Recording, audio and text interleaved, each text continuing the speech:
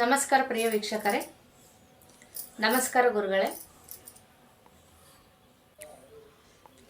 ವೀಕ್ಷಕರೇ, ಈಗಾಗಲೇ ಗುರುಗಳು ನಿಮಗೆ ಗುಲಗಂಜಿ ಬಗ್ಗೆ ಬಹಳ ಮಾಹಿತಿ ಕೊಟ್ಟಿದ್ದಾರೆ. ಯಾವ್ಯಾವ ಬಗೆ ಗುಲಗಂಜಿ ಇರುತ್ತೆ, ಅದ್ರದ್ದು ಬೀಜಾಕ್ಷರಿ ಮಂತ್ರ ಏನು, ಅದರಿಂದ ನಮ್ಗೆ ಏನೆಲ್ಲ ಪ್ರಯೋಜನ ಅಂತ ತಿಳಿಸ್ಕೊಟ್ಟಿದ್ದಾರೆ. ಅದ್ರ ಜೊತೆಗೇನೆ ಇನ್ನೂ 2 ಗುಲಗಂಜಿಗಳು ಬಾಕಿ ಇದೆ. ಒಂದು ಕೆಂಪು ಗುಲಗಂಜಿ, ಇನ್ನೊಂದು ಕಪ್ಪು ಗುಲಗಂಜಿ. ಗುರುಗಳ ಹತ್ರ ಇದ್ರ ಬಗ್ಗೆ ತಿಳ್ಕೊಳ್ಳೋಣ. ಗುರುಗಳೇ, ಈಗ ನೀವು ಹಸಿರು ಗುಲಗಂಜಿ, ಬಿಳಿ ಗುಲಗಂಜಿ ಇವುಗಳ ಬಗ್ಗೆ ಎಲ್ಲ ತಿಳಿಸಿದ್ದೀರಾ. ಹಾಗೆ ಕೆಂಪು ಗುಲಗಂಜಿ ಬಗ್ಗೆ ನೀವು ತಿಳಿಸ್ಕೊಡ್ಬೇಕಾಗುತ್ತೆ ಗುರುಗಳೇ. ಓಂ ಶಾಂತಿ. ವೀಕ್ಷಕರೇ, ಭಕ್ತರೇ, ಅಭಿಮಾನಿಗಳೇ, ಗುರುಮಕ್ಕಳೇ, ನಿಮ್ಮೆಲ್ಲರೂ ಒಳ್ಳೆಯದಾಗಲಿ, ಎಲ್ಲರಿಗೂ ಒಳ್ಳೆಯದಾಗಲಿ. ಗುಲಗಂಜಿಗಳು ಅವುಗಳ ಒಳಗಡೆ ಎಷ್ಟು ವಿಷ ಇರುತ್ತೋ ಅಷ್ಟೇ ಅವುಗಳಿಂದ ನಮಗೆ ಅಮೃತ ಅಥವಾ ಅಮರತ್ವ ಇದ್ದಂಗೆ. ಹೇಗೆ ಅಂದರೆ, ಕೆಂಪು ಗುಲ್ಗಂಜಿ ಆಗಿರಲಿ, ಬಿಳಿ ಗುಲ್ಗಂಜಿ ಆಗಿರಲಿ, ಹಸಿರು ಗುಲ್ಗಂಜಿ ಆಗಿರಲಿ, ಕಪ್ಪು ಗುಲ್ಗಂಜಿ ಆಗಿರಲಿ, ಅವುಗಳನ್ನು ನಾವು ಕಣ್ಣಲ್ಲಿಟ್ಕೋಬೋದು. ನೋಡೋಕ್ಕೆ ಭಾಳ ಸುಂದರವಾಗಿ ಒಳ್ಳೆಯ ಮುತ್ತುಗಳ ಥರ, ನವಿಲಿನ ಕಣ್ಣು ಥರ ಇರುತ್ತೆ. ನವಿಲಿನ ಕಣ್ಣು ಥರ ಅಷ್ಟು ಸುಂದರವಾಗಿರುತ್ತೆ. ಅಂಥ ಗುಲ್ಗಂಜಿಗಳು ಒಳಗಡೆ ವಿಷ ಇರುತ್ತೆ. ಮೇಲೆ ಎಲ್ಲ ತುಂಬ ಸುಂದರವಾಗಿರುತ್ತೆ, ಅದೇನೋ ಹೇಳ್ತಾರಲ್ಲ ಹಾಗೆ. ಒಳಗಡೆ ನೋಡಿದ್ರೆ ಬರೀ ವಿಷ ಇರುತ್ತೆ. ಹಂಗಂತ ವಿಷಾನ ಅದು ಸಾಮಾನ್ಯ ವಿಷ ಅಲ್ಲ. ಸರ್ಪಗಳು, ಚೇಳುಗಳು ಇತ್ಯಾದಿ ಕೆಲವೊಂದು ಕೀಟಗಳು ವಿಷ ಇರತಕ್ಕಂಥವು ಯಾರಿಗಾದರೂ ಕಡಿದ್ರೆ ಅದರಿಂದ ಅಲರ್ಜಿ ಆಗುತ್ತೆ, ಇಲ್ಲ ಇನ್ನೇನೋ ಮೂರ್ಛೆ ಹೋಗ್ತಾರೆ, ಇಲ್ಲ ಇನ್ನೇನೋ ಜ್ಞಾನ ತಬ್ಬಿದೋಗ್ತಾರೆ, ಇಲ್ಲ ಸತ್ತು ಹೋಗ್ತಾರೆ. ಅದು ಒಂದು ರೀತಿಯಲ್ಲಿ ನಿಮ್ಗೆ ಗೊತ್ತಿದೆ. ಅಂದರೆ ಸರ್ಪಗಳು ನಾನಾ ರೀತಿಯ ಸರ್ಪ ಜಾತಿ ಇದೆ. ಅದರಲ್ಲಿ ವಿಷಕಾರಿ ಸರ್ಪಗಳು ಎಷ್ಟು ಗೊತ್ತಾ? ಕೇವಲ 5 ಜಾತಿ. ಒಂದು ನಾಗಸರ್ಪ, ಇನ್ನೊಂದು ಕಾಳಿಂಗ ಸರ್ಪ, ಇನ್ನೊಂದು ಕಟ್ಟಾವು ಅಂದರೆ ಏನು ಹೇಳಿ, ಬ್ಲ್ಯಾಕ್ ಕಲರ್ ಇರುತ್ತೆ, 3 ಕಟ್ಟು ಅಲ್ಲಲ್ಲಿ ಕಟ್ಟುಗಳು ಬರುತ್ತೆ, ಗೊತ್ತಾಯ್ತಲ್ಲ. ಹೀಗೆ ಕೆಲವೊಂದು 5 ಜಾತಿ ಸರ್ಪಗಳು. ಮಂಡಲ ಹಾವು ಬರುತ್ತಲ್ಲ, ಮಂಡಲ ಆಗುತ್ತೆ. ಒಂದು 5 ಜಾತಿ ಸರ್ಪಗಳಲ್ಲಿ ವಿಷ ಇರುತ್ತೆ. ಇನ್ನು ಉಳಿದಂಥ ಯಾವುದೇ ಜಾತಿ ಸರ್ಪನಲ್ಲಿ ವಿಷ ಇರೋದಿಲ್ಲ. ಅನಕೊಂಡ ಅಂದರೆ ಏನು, 40 ಮೀಟ್ರ್ 50 ಮೀಟ್ರ್ ದೂರ ಇರುತ್ತೆ. ಸುಮಾರು 2 ಟನ್ 3 ಟನ್ 4 ಟನ್ ತೂಗುತ್ತೆ. ಅದು ಒಂದು ಲಾರಿನಲ್ಲಿ ಹಾಕೊಂಡು ಹೋಗ್ಬೇಕು. ಅಷ್ಟು ದೊಡ್ಡ ಅನಕೊಂಡ ಸರ್ಪ ಅಮೆಜಾನ್ ಕಾಡುಗಳು, ದಕ್ಷಿಣ ಅಮೇರಿಕಾ ಅಮೆಜಾನ್ ಕಾಡುಗಳು, ಅಲ್ಲಿ ನದಿ ಇದೆ. ನೀವು ಕೇಳಿದಿರಲ್ಲ ನದಿ, ಆ ನದಿ ಇದೆಯಲ್ಲ, ಅಮೆಜಾನ್ ನದಿ ಬರುತ್ತಲ್ಲ, ಕಾಡುಗಳಲ್ಲಿ ಬರುತ್ತೆ. ಹಾಗೆ ನೈಲ್ ನದಿ, ಇಂಥ ಕಡೆ ಎಲ್ಲ ಏನು ಈ ಸರ್ಪಗಳು ವಾಸ ಮಾಡ್ತವೆ. ಅವು ಕಡಿದ್ರೂ ಕೂಡ ಏನೂ ಆಗಲ್ಲ. ಅವುಗಳಲ್ಲಿ ವಿಷಾನ ಇಲ್ಲ. ಅಷ್ಟು ದೊಡ್ಡ ಸರ್ಪನಲ್ಲಿ ಆನೆಯನ್ನೇ ನುಂಗುತ್ತೆ, ಕರಡಿಯನ್ನು ಸುತ್ಕೊಂಡು ಕರಡಿಯನ್ನು ಇದು ಮಾಡುತ್ತೆ, ಚಿರತೆಗಳನ್ನು ಸುತ್ಕೊಂಡು ಇದು ನುಂಗಾಕುತ್ತೆ. ಅಷ್ಟು ದೊಡ್ಡ ಸರ್ಪದಲ್ಲಿ ಒಂಚೂರು ವಿಷ ಇರಲ್ಲ. ಹಾಗೆ ಇಲ್ಲಿ ಏನೇನೋ ಸರ್ಪಗಳಿದ್ದಾವೆ, ನಾನಾ ರೀತಿಯ ಸರ್ಪಗಳಿದ್ದಾವೆ. ಸುಮಾರು ಒಂದು 2,500, 3,000, 4,000, 5,000 ಜಾತಿ ಸರ್ಪಗಳಿದ್ದಾವೆ. ಅಷ್ಟಿದ್ದು ಕೂಡ ಯಾವುದರಲ್ಲೂ ವಿಷ ಇಲ್ಲ. ಆದರೆ ಎಲ್ಲರೂ ಭಯ ಬಿದ್ದುಬಿಟ್ಟು ಅವನು ಹೊಡೆದಾಕ ಸಾಯಿಸಾಕ್ತಾರೆ. ಅಪರಾಧ ಅಲ್ವಾ? ಹಂಗೆ ಮಾಡಬಾರ್ದು. ಸರ್ಪಗಳಿಂದ ನಮಗೆ, ರೈತರಿಗೆ ಉಪಯೋಗ ಇದೆ. ಯಾಕಂದರೆ ಇಲಿಗಳ ಕಾಟ ತಪ್ಪುತ್ತೆ. ನಮಗೆ ಇಲಿಗಳು ಏನೆಲ್ಲ ಮಾಡ್ತಾವೆ ಗೊತ್ತಲ್ಲ? ದವಸ ಧಾನ್ಯ ತಿಂತವೆ, ಮನೆಗಳಲ್ಲೇ ಪೇಪರೆಲ್ಲ ಹರಿದಾಕ್ತವೆ, ಬುಕ್ಕುಗಳೆಲ್ಲ ತಿಂದಾಕ್ತವೆ, ಬಟ್ಟೆಗಳಂತೂ ಪಾಪ ಬಡವ್ರ ಮನೆಗಳಲ್ಲೇ ಗಂಟೆ ಮೂಟೆ ಕಟ್ಟಿಕ್ಕಿರ್ತಾರೆ, ಬ್ಯಾಗ್ಗಳಲ್ಲಿ ಇಕ್ಕಿರ್ತಾರೆ. ಅವನಂತೂ ಚೆಂದಾಗಿ ಕೊರೆದು ಬಿಸಾಕ್ತವೆ. ಪಾಪ ಬಡವರಿಗೆ ಒಂದು ಜೊತೆ ಬಟ್ಟೆ ತಗೊಳ್ಳೋದೇ ಕಷ್ಟ. ಈ ಹೋಗಿ ಹಾಳು ಮಾಡಿದ್ರೆ ಹೆಂಗ್ರಿ ನೀವು ಹೇಳಿ? ಹಾಗೆ ಅಂಗಡಿಗಳು, ಪಾಪ ಚಿಲ್ಲರೆ ಅಂಗಡಿಗಳು ಬಡವ್ರು ಇಟ್ಕೊಂಡಿರ್ತಾರೆ. ಆ ಪಟ್ಟಣಗಳರ ಚಕ್ಕಲು ಮತ್ತೊಂದು ಎಲ್ಲ ತೂತುಗಳು ಮಾಡಿ ಹಾಳು ಮಾಡಿಬಿಡ್ತವೆ. ಇನ್ನು ರೈತರಿಗೆ ಹೇಳ್ಬೇಕಾ? ಕಳ್ಳೆಕಾಯಿ ಹಾಕ್ಬಿಟ್ರಂತೂ ಎಲ್ಲ ಕೊರೆದು ತಿಂದಾಕ್ತವೆ ತೋಟಗಳಲ್ಲಿ. ಅಂಥ ಇಲಿಗಳು, ಅವುಗಳ ಸಂತತಿಯನ್ನು ಮಟ್ಟ ಹಾಕೋದು ನಾಗಜಾತಿ ಅಥವಾ ಸರ್ಪಗಳು. ಓಕೆನಾ? ಬಹಳ ಪ್ರಮುಖ ಪಾತ್ರ ವಹಿಸುತ್ತೆ. ಹಾಗಿದ್ಮೇಲೆ ಸರ್ಪಗಳು ರೈತನ ಮಿತ್ರ. ನಾಗರ ಪಂಚಮಿಗೆ ನೀವು ಭಾಳ ಶ್ರದ್ಧೆಯಿಂದ ಆಚರಣೆ ಮಾಡಬೇಕು.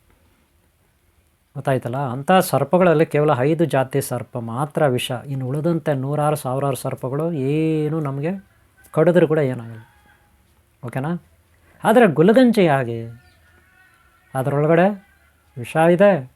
ನಾನಾ ರೀತಿಯ ಆಯುರ್ವೇದಿಕ್ ಮೆಡಿಸಿನ್, ಆಯುರ್ವೇದಿಕ್ ಔಷಧಿ. ಅದು ಸಂಶೋಧನಾಲಯಗಳಲ್ಲಿ ಸೈಂಟಿಫಿಕ್ಕಾಗಿ ರಿಸರ್ಚ್ ಮಾಡೋ ಕಡೆ ಆಯುರ್ವೇದಿಕ್ ಔಷಧಿಯನ್ನು ತಯಾರು ಮಾಡ್ತಾರೆ ಗುಲಗಂಜಿಗಳಿಂದ. ಅದು ಯಾವುದೇ ಗುಲಗಂಜಿ ಆಗಲಿ, ಅದರ ಬೇರು, ಎಲೆ, ಕಾಂಡ, ಹೂವು ಎಲ್ಲವೂ. ಇದೆಲ್ಲವೂ ನಾನು ಭಾಗ 1, ಭಾಗ 2, ಭಾಗ 3 ಹೀಗೆ ಅವುಗಳಲ್ಲೇ ನಾನು ಹೆಚ್ಚಿನ ವಿವರಣೆಯನ್ನು ಕೊಟ್ಟಿದ್ದೀನಿ, ಆದಷ್ಟು ಕೊಟ್ಟಿದ್ದೀನಿ. ಈಗ ಇಲ್ಲಿ ನಾವು ಕೆಂಪು ಗುಲಗಂಜಿ ಇದರ ಬೀಜಾಕ್ಷರ ಮಂತ್ರ ಹೇಗೆ, ಕೆಂಪು ಗುಲಗಂಜಿ ಬೀಜಾಕ್ಷರ ಮಂತ್ರ ಹೇಗೆ, ಆ ಬೀಜಾಕ್ಷರ ಮಂತ್ರನ ಹೇಗೆ ಜಪ ಮಾಡಬೇಕು, ಧ್ಯಾನ ಮಾಡಬೇಕು, ಏನು ಉಪಯೋಗ, ಯಾವ ದೇವರು, ಯಾವ ಗ್ರಹ, ಕೆಂಪು ಗುಲಗಂಜಿದು ಒಂದು ಸಾರಿ ವಿವರಣೆಯನ್ನು ನೋಡೋಣ. ಇದನ್ನು ಜಯಮ್ಮ ಅವರೀಗ ಕೇಳಿದ್ದಾರೆ, ಜಯಮ್ಮ ಅವರು ಕೇಳಿದ್ದಾರೆ. ಹಾಗೆ ನಿಮಗೂ ಅದರ ಬಗ್ಗೆ ತಿಳ್ಕೊಬೇಕಂತ ಆಸಕ್ತಿ ಇರುತ್ತೆ, ನಾನು ವಿವರಣೆ ಕೊಡ್ತೀನಿ. ಓಕೆನಾ. ಮೊದಲಿಗೆ ನಾವು ಈಗ ಕೆಂಪು ಗುಲಗಂಜಿ ಯಾವ ಕಲರ್ ಇರುತ್ತೆ, ಕೆಂಪೆ ಇಲ್ಲಿ ಹೆಂಗಿರುತ್ತೆ, ಕೆಂಪು ವಸ್ತ್ರ ಯಾರ್ದು ನೀವು ನೋಡಿರ್ಬೋದು. ಸರಸ್ವತಿಗೆ ಬಿಳಿ ವಸ್ತ್ರ, ಸರಸ್ವತಿಗೆ ವಿದ್ಯಾದೇವತೆ ಬ್ರಹ್ಮಾಜಿ ಬಿಳಿಯ ವಸ್ತ್ರ, ವೈಟ್ ಕಲರ್ ವಸ್ತ್ರ, ಡ್ರೆಸ್ ಅಲ್ವಾ, ಹೌದಲ್ವಾ. ಅಂದರೆ ಶಾಂತಿಯ ಸಂಕೇತ, ವಿದ್ಯಾ ಸಂಕೇತ ಅಂತ. ಅದಕ್ಕೆ ಬ್ರಹ್ಮಾಜಿ ಸರಸ್ವತಿ. ನೀವು ಬಿಳಿ ಗುಲಗಂಜಿ ಬಗ್ಗೆ ತಾರಾಮತ ಗುರುದೇವ್ ಗುರುಶಕ್ತಿ ಇದೆಲ್ಲ ನೀವು ಕೇಳಿದ್ರೆ ಅಲ್ವಾ. ಈಗ ಆಮೇಲೆ ಹಸಿರು ಗುಲಗಂಜಿ ನೀವು ಕೇಳಿದ್ರಲ್ವ, ಅದು ಕೂಡ ನಾನು ವಿವರಣೆ ಕೊಟ್ಟಿದ್ದೀನಲ್ವ ಅಲ್ವಾ. ಬುಧ ಗ್ರಹ ಇದೆಲ್ಲ ನಾವು ಕೊಟ್ಟಿದ್ದೀವಿ. ಮರ್ಕ್ಯುರಿ ಟೈಪು, ಒಳ್ಳೆ ಬುದ್ಧಿ ಜ್ಞಾನ ಇದೆಲ್ಲ ಬೇಕಲ್ಲ, ಒಳ್ಳೆಯ ಸುಖಭೋಗ ಇದೆಲ್ಲ ಗುರುಗ್ರಹಕ್ಕೆ ಸಂಬಂಧಪಟ್ಟಿದ್ದು. ಬುಧಕ್ಕೆ ಸಂಬಂಧಪಟ್ಟಿದ್ದು ಅಲ್ವಾ, ಬುಧ ಗ್ರಹ. ಈಗ ನಾವು ಎಲ್ಲಿ ಹೊರಟಿದ್ವಿ, ಕೆಂಪು ಗುಲಗಂಜಿ, 3ನೇ ಗುಲಗಂಜಿ ಇದು ಕೆಂಪು ಗುಲಗಂಜಿ.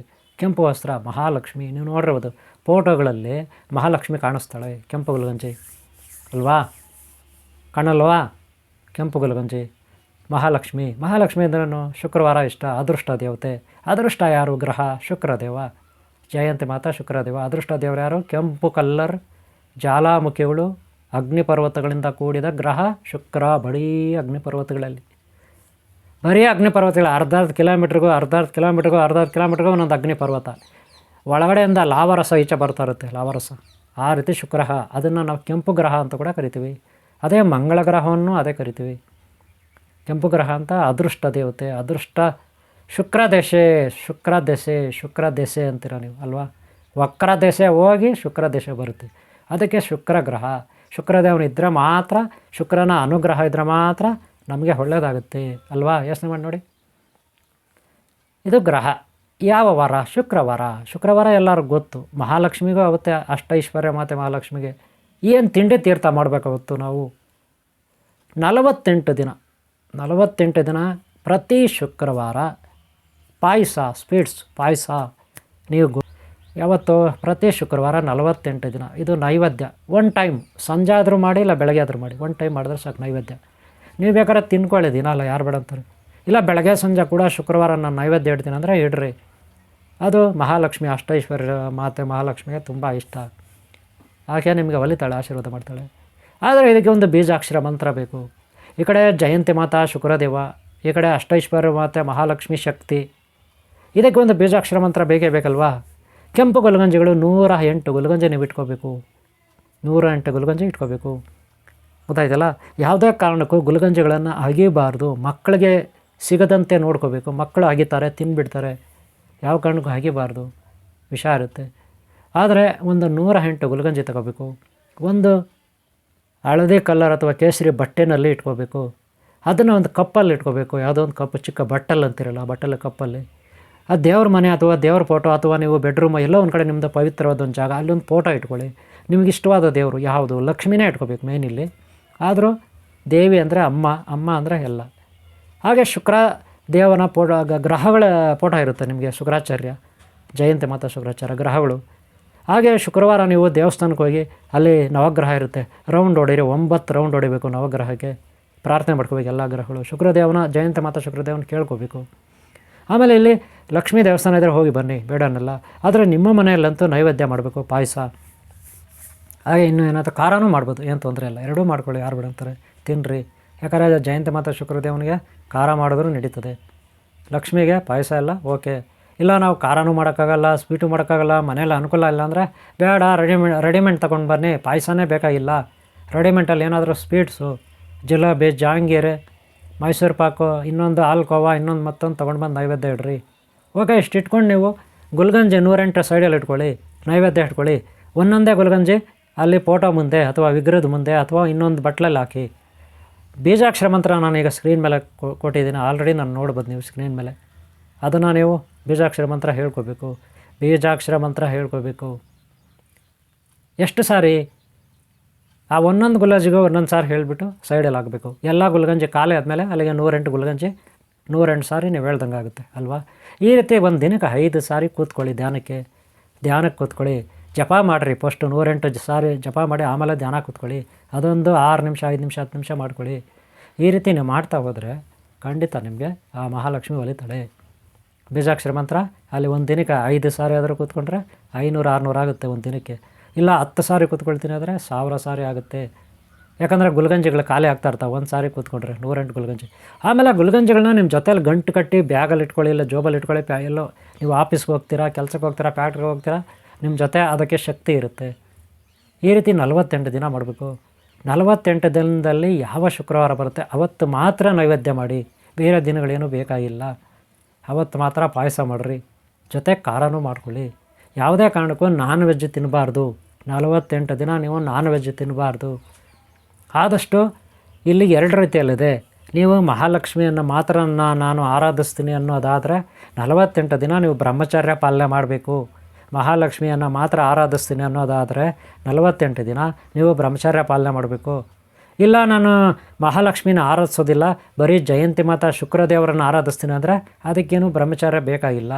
ಶುಕ್ರದೇವನ ಆರಾಧಿಸ್ತೀನಿ ಅಂದರೆ ಅದಕ್ಕೇನು ಬ್ರಹ್ಮಚಾರ್ಯ ಬೇಕಾಗಿಲ್ಲ. ಮಹಾಲಕ್ಷ್ಮಿಯನ್ನು ಆರಾಧಿಸ್ಬೇಕು ಅಂದರೆ ಬ್ರಹ್ಮಚಾರ್ಯ ಬೇಕು. ಇಲ್ಲ ನಾನು ಇಬ್ಬರನ್ನೂ ಆರಾಧಿಸ್ತೀನಿ ಅಂದರೆ ಬ್ರಹ್ಮಚಾರ್ಯ ಮೇನ್ ಬೇಕೇ ಬೇಕು. ಮಾಂಸಾಹಾರ ಸೇವನೆ ಮಾಡಬಾರ್ದು. ಓಕೆನಾ. 4 ವಾರ ನೈವೇದ್ಯ ಇಡಬೇಕು. ಇನ್ನು ಉಳಿದಂಥದ್ದು ಏನೂ ಬೇಕಿಲ್ಲ. ಓಕೆನಾ. ಕೆಂಪು ವಸ್ತ್ರ ಬಳಸ್ಬೇಕಿಲ್ಲಿ. ಕೆಂಪು ವಸ್ತ್ರ, ರೆಡ್ ಕಲರು. ಗೊತ್ತಾಯ್ತು. ನೀವು ಧ್ಯಾನಕ್ಕೆ ಜಪಕ್ಕೆ ಕೂತ್ಕೊಂಡಾಗ ರೆಡ್ ಕಲರ್ ಹಾಕ್ಕೊಂಡ್ರೆ ಒಳ್ಳೆಯದು. ಆಫೀಸ್ನಲ್ಲಿ ಅಲ್ಲಿದ್ದರೆ ಹಾಕ್ಕೊಳಕ್ಕಾಗಲ್ಲ, ಪರವಾಗಿಲ್ಲ, ಹಾಗೆ ಕೂತ್ಕೊಂಡು ಮಾಡಿ. ಓಕೆನಾ. ಇದು ಹೇಳಿದ್ದೀನಿ. ಕೆಂಪು ಹೂವು ಬಳಸಿ, ದಾಸವಾಳ ಕೆಂಪು ಹೂವು ಇರ್ತದೆ ಅದು ಬಳಸಿ, ಕನಕಾಂಬರ ಬಳಸಿ, ಇತ್ಯಾದಿ ಹೂಗಳನ್ನು ಬಳಸಿ. ಓಕೆನಾ. ಅಂದರೆ ಮಹಾಲಕ್ಷ್ಮಿ ಅಷ್ಟೈಶ್ವರ್ಯ ಮತ್ತು ಜಯಂತಿ ಮತ್ತು ಶುಕ್ರದೇವ ಇರಲ್ಲ. ಅಂದರೆ ಏನೇ ಮಾಡಿ, ಫಸ್ಟು ವಿಘ್ನೇಶ್ವರ ಶಕ್ತಿ, ಕುಮಾರಸ್ವಾಮಿ ಶಕ್ತಿ, ಬ್ರಾಹ್ಮಿ ಶಕ್ತಿ, ಹರಿಶಕ್ತಿ, ಶಿವಶಕ್ತಿ, ಮಾತಾಪಿತಾ ಪೂರ್ವಶಕ್ತಿ ಅವ್ರನ್ನ ನೀವು ತಿಳ್ಕೊಬೇಕು ಫಸ್ಟ್ ಕೂತ್ಕೊಂಡಾಗ, ಪೂಜೆ ಮಾಡೋಕ್ಕೆ ಕೂತ್ಕೊಂಡಾಗ. ಯಾವಾಗಲೂ ಅಷ್ಟೇ, ಪ್ರತಿನಿತ್ಯ ಪ್ರತಿದಿನ. ಆಮೇಲೆ ಇದೆಲ್ಲ ನಿಮ್ಮದು ಕಂಟಿನ್ಯೂ ಮಾಡೋದು. ಓಕೆನಾ. ಇಷ್ಟು ಕೆಂಪು ಗುಲ್ಗಂಜಿಗೆ ಸಂಬಂಧಪಟ್ಟಂಥ ಮಾಹಿತಿ ಇರುತ್ತೆ. ಇನ್ನು ಕೆಂಪು ಗುಲ್ಗಂಜಿ ಬೇರು, ಎಲೆ, ಅದು ಬಳ್ಳಿ ಆಕಾರವಾಗಿರುತ್ತೆ. ಗಿಡ ಕೆಂಪು ಗುಲ್ಗಂಜಿದ್ದು ನಿಮ್ಗೆ ಗೊತ್ತಿದೆ. 10 ಮೀಟ್ರ್ 15 ಮೀಟ್ರ್ ಬೇರೆ ಗಿಡಗಳಿಗೆ ಸುತ್ಕೊಂಡು ಹೋಗುತ್ತೆ.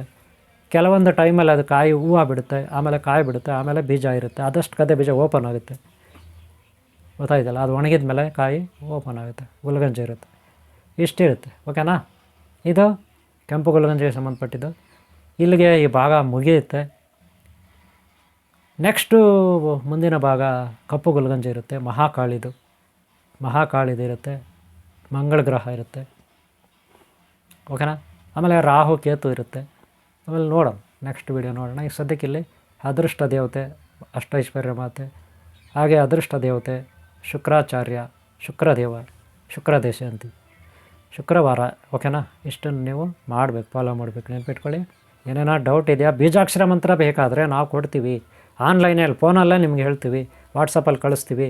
ಆದರೆ ದೀಕ್ಷೆ ತೊಗೊಳ್ಬೇಕು. ಈ ಬೀಜಾಕ್ಷರ ಮಂತ್ರ ನೀವು ಉಪದೇಶ ತೊಗೋಬೇಕಂದ್ರೆ ಗುರುದಕ್ಷಿಣೆ ಕಂಪಲ್ಸರಿ ಇರುತ್ತೆ. ಕಾಲ್ ಮಾಡಿ ವಿಚಾರಿಸಿ, ನಮ್ಮಲ್ಲಿ ಇರೋರು ನಿಮಗೆ ಡೀಟೇಲ್ ಕೊಡ್ತಾರೆ. ಓಕೆನಾ.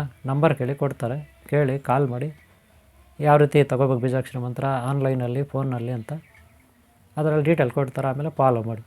ಆಮೇಲೆ ಇಲ್ಲಿ ಆನ್ಲೈನ್ ಕ್ಲಾಸಸ್ ಇರುತ್ತೆ, ಗುರುಕುಲ ಇರುತ್ತೆ, ಸೇರ್ಕೊಳ್ಳಿ. ಆಮೇಲೆ ನೀವು ಸ್ಕ್ರೀನ್ ಮೇಲೆ ನೋಡ್ಬೋದು ಸನಾತನ ಜ್ಞಾನ ಭಂಡಾರ ಜಯಮ್ ಅವ್ರದ್ದು ಚಾನಲ್. ಅದು ಸನಾತನ ಜ್ಞಾನ ಭಂಡಾರ ಜಯಮ್ ಅವ್ರದ್ದು ಚಾನಲ್ಲು. ಅದರಲ್ಲಿ ಜಯಂತಿ ಮಾತಾ ಶುಕ್ರದೇವ, ಮಂಗಳದೇವ, ಬುಧದೇವ, ತಾರಾಮತ ಗುರುದೇವ, ರಾಹುಕೇತು, ಶನೇಶ್ವರ ಇತ್ಯಾದಿ ಗ್ರಹಗಳು, ಸೂರ್ಯ ಚಂದ್ರ, ಇದರೆಲ್ಲ ಗ್ರಹಗಳ ಬಗ್ಗೆ, ನಕ್ಷತ್ರದ ಬಗ್ಗೆ ಜಯಮ್ ಅವರು ಆ ಒಂದು ಚಾನಲಲ್ಲಿ ವಿವರಣೆ ಕೊಟ್ಟಿರ್ತಾರೆ ನೀಟಾಗಿ. ಯಾವುದರಲ್ಲಿ? ಸನಾತನ ಜ್ಞಾನ ಭಂಡಾರ ಚಾನಲ್. ಇದನ್ನು ಸಬ್ಸ್ಕ್ರೈಬ್ ಮಾಡ್ಕೊಳ್ಳಿ. ಹಾಗೆ ಇನ್ನೊಂದು ಚಾನಲ್ ಇದೆ ನಮ್ಮದು, ನಾಗಸೃಷ್ಟಿ ಅದನ್ನು ಕೂಡ ಸಬ್ಸ್ಕ್ರೈಬ್ ಮಾಡ್ಕೊಳ್ಳಿ. ನಿಮಗೆ ಹೆಚ್ಚಿನ ಮಾಹಿತಿ ಸಿಗುತ್ತೆ. ಅದರಲ್ಲಿ ಜ್ಯೋತಿಷ್ಯ ಶಾಸ್ತ್ರ, ಸನಾತನ ಜ್ಞಾನ ಭಂಡಾರ ಚಾನಲಲ್ಲಿ ಜ್ಯೋತಿಷ್ಯ ಶಾಸ್ತ್ರ ಇರುತ್ತೆ, ಗ್ರಹಗಳ ಬಗ್ಗೆ ಇರುತ್ತೆ, ನಕ್ಷತ್ರ, ಪ್ರಶ್ನೆಶಾಸ್ತ್ರ, ತಾಂಡೂಲ ಶಾಸ್ತ್ರ. ಇವರು ಮೇಡಮ್ ಇಲ್ಲಿ ಗುರುಕುಲದಲ್ಲಿ ಮೇಡಮ್ ಆಗಿದ್ದಾರೆ, ವಿದ್ಯಾರ್ಥಿಗಳು ಪಾಠ ಮಾಡ್ತಾರೆ. ಹಾಗೆ ಚಾನಲ್ ಇದೆ, ಅದರಲ್ಲಿ ಅವರು ಅಪ್ಲೋಡ್ ಮಾಡ್ತಾರೆ, ನೀವು ನೋಡ್ಬೋದು, ತಿಳ್ಕೊಬೋದು, ಕಲಿಬೋದು. ಓಕೆ, ನಿಮಗೆಲ್ಲರೂ ಒಳ್ಳೆಯದಾಗಲಿ. ಆಮೇಲೆ ನಿಮಗೆ ಈ ವಿಡಿಯೋ ಇಷ್ಟ ಆದರೆ ದಯವಿಟ್ಟು ಒಂದು ಲೈಕ್ ಮಾಡಿ, ಸಬ್ಸ್ಕ್ರೈಬ್ ಆಗಿಲ್ಲ ಅಂದರೆ ಹಾಕ್ಕೊಳ್ಳಿ. ಗುಲಗಂಜಿದು ನೆನಪಿಟ್ಕೊಳ್ಳಿ, ಬೇರು, ಕಾಂಡ, ಎಲೆ ಇದೆಲ್ಲವನ್ನು ನೀವು ಟೀ ಕಾಫಿ ಮಾಡಿಕೊಂಡು ಪುಡಿ ಮಾಡಿಕೊಂಡು ಉಪಯೋಗಿಸ್ಬೋದು. ಇದರಿಂದ ಜ್ವರ, ನೆಗಡಿ ವಾಸಿ ಆಗುತ್ತೆ, ಕೆಮ್ಮು ವಾಸಿ ಆಗುತ್ತೆ, ಶುಗರ್, BP ಇವೆಲ್ಲ ಕಡಿಮೆ ಆಗುತ್ತೆ. ನಾನಾ ರೀತಿಯ ಕಿಡ್ನಿ ಸಮಸ್ಯೆ, ಇನ್ನೊಂದು ಸಮಸ್ಯೆ, ಮತ್ತೊಂದು ಸಮಸ್ಯೆ, ಬಾಯಲ್ಲಿ ಹುಣ್ಣು, ಒಳಗಡೆ ಹುಣ್ಣು, ಇನ್ನೊಂದು ಮತ್ತೊಂದು ಹುಣ್ಣು ಎಲ್ಲ ಕ್ಲಿಯರ್ ಆಗುತ್ತೆ. ಕಷಾಯ ಮಾಡ್ಕೊಂಡು ಕುಡೀರಿ, ಇಲ್ಲ ಅದನ್ನು ನೀವು ಟೀ ಕಾಫಿಯಲ್ಲಿ ಕುಡೀರಿ, ಅದು ನಿಮ್ಮ ಇಷ್ಟ. ಇಲ್ಲ ಪೌಡ್ರ್ ಮಾಡಿ ಹಾಲಲ್ಲಿ ಹಾಕ್ಕೊಂಡು ಕುಡೀರಿ, ಅದು ನಿಮ್ಮ ಇಷ್ಟ. ಬೇರು, ಎಲೆ, ತೊಗಟೆ ಇತ್ಯಾದಿ. ಆದರೆ ಬೀಜ ಮಾತ್ರ ಯೂಸ್ ಮಾಡಬಾರ್ದು, ಬೀಜ ಬಿಟ್ಟು ಇನ್ನೆಲ್ಲ. ಓಕೆನಾ? ಓಕೆ, ನಿಮ್ಮೆಲ್ಲರೂ ಒಳ್ಳೆಯದಾಗಲಿ. ಈ ವಿಡಿಯೋಲ್ಲಿ ಕ್ಲೋಸ್ ಮಾಡ್ತಾಯಿದ್ದೀವಿ, ಟೈಮ್ ಜಾಸ್ತಿ ಆಯಿತು. ನಿಮ್ಗೆ ಇಷ್ಟ ಆದರೆ ಒಂದೇ ಒಂದು ಲೈಕ್ ಮಾಡಿ. ನಿಮ್ಮ ಪ್ರೋತ್ಸಾಹ ಇದ್ದರೆ ನೆಕ್ಸ್ಟ್ ನಾವು ಇನ್ನೂ ವೀಡಿಯೋಗಳು ಈ ರೀತಿ ಮಾಡಲಿಕ್ಕೆ ನಮಗೆ ನೀವು ಸಪೋರ್ಟ್ ಮಾಡ್ದಂಗೆ ಆಗುತ್ತೆ. ಸಬ್ಸ್ಕ್ರೈಬ್ ಮಾಡ್ಕೊಳ್ಳಿ. ಹಾಗೆ ಹಿಂದಿನ ಭಾಗಗಳು ತಪ್ಪದೆ ನೋಡಿ. ನಾನು ಆಗಲೇ ಹೇಳಿದೆ, ಬಿಳಿ ಗುಲ್ಗಂಜಿ, ಹಸಿರು ಗುಲ್ಗಂಜಿ, ಅವುಗಳೆಲ್ಲ ಮಾಹಿತಿ ಕೊಟ್ಟಿದ್ದೀವಿ ಹಿಂದೆ, ಅವೆಲ್ಲ ಹಿಂದಿನ ಭಾಗಗಳಿದೆ. ಹಾಗೆ ಕೆಳಗಡೆ ಹೋಗಿ, ಚಾನಲಲ್ಲಿ ಕೆಳಗಡೆ ಹೋಗಿ ಗುಲ್ಗಂಜಿ, ಹಸಿರು ಗುಲ್ಗಂಜಿ, ಬಿಳಿ ಗುಲ್ಗಂಜಿ ಅಂತ ಇರ್ತದೆ, ಅದು ನೋಡಿ ಅದರಲ್ಲಿ ನೀವು ಕ್ಲಿಕ್ ಮಾಡಿ ನೋಡ್ಕೊಳ್ಳಿ. ಇದೇ ಚಾನಲಲ್ಲಿ ಸ್ವಲ್ಪ ಹಿಂದೆ ಹೋದ್ರೆ ಸಿಗ್ತವೆ. ಓಕೆನಾ? ಓಕೆ, ನಿಮ್ಗೆ ಒಳ್ಳೆಯದಾಗಲಿ. ನಿಮ್ಮನ್ನ ಯಾರು ಇಷ್ಟಪಡ್ತಾ ಎಲ್ಲರೂ ಒಳ್ಳೆಯದು. ನೋಡಿದ್ರಲ್ಲ ವೀಕ್ಷಕರೇ, ಕೆಂಪು ಗುಲಗಂಜಿ ಬಗ್ಗೆ ನಿಮಗೆ ಗುರುಗಳು ಸಾಕಷ್ಟು ಮಾಹಿತಿ ಕೊಟ್ಟಿದ್ದಾರೆ. ನಿಮಗೆ ಎಲ್ಲರೂ ಕೆಂಪು ಗುಲಗಂಜಿ ಗಿಡಗಳು ಸಿಕ್ಕಿದ್ದಲ್ಲಿ ಅದನ್ನ ಉಪಯೋಗ ಮಾಡ್ಕೊಳ್ಳಿ ಅಂತ ಹೇಳ್ಕೊತೀನಿ. ಇನ್ನೊಂದು ಏನಂತ ಹೇಳಿದ್ರೆ, ಈ ವಿಡಿಯೋ ನಿಮಗೆ ಇಷ್ಟ ಆದರೆ ಲೈಕ್ ಮಾಡಿ, ಶೇರ್ ಮಾಡಿ, ಹಾಗೆ ಸಬ್ಸ್ಕ್ರೈಬ್ ಕೂಡ ಮಾಡ್ಕೊಳ್ಳಿ.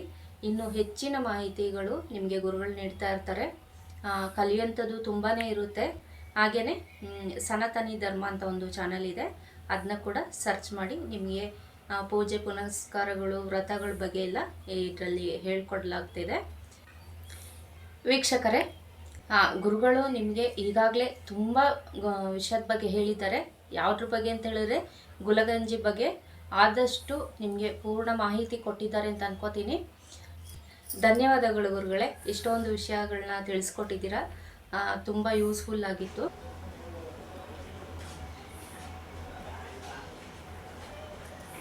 ಮುಂದಿನ ಭಾಗ ಕಪ್ಪು ಗುಲ್ಗಂಜಿ.